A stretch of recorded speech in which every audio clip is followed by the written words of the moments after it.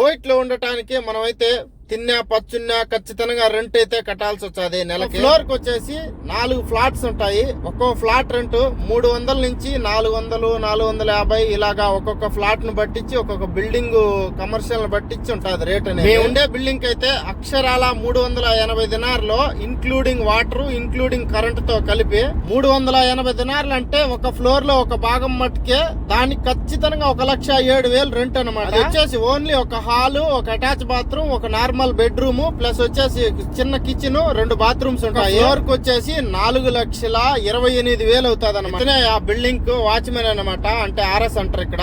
మొత్తం అతని దగ్గర ఇచ్చే మనకు ఒక చిన్న పేపర్ చేతిలో పెడతాడు, రిసిప్ట్ మనం బాడుకు కట్టినట్టు. కువైట్ బయట పని చేసే వాళ్ళ సంపాదన సగం అకామాలకి సగం రూమ్ రెంట్లకే సరిపోతుంది. అందుకే చెప్తున్నా, కువైట్ లో ఎవరున్నా బయట పనికి రావాలనుకునే వాళ్ళు చూసుకొని జాగ్రత్తగా రండి. వీడియో నచ్చుంటే లైక్, షేర్, సబ్స్క్రైబ్.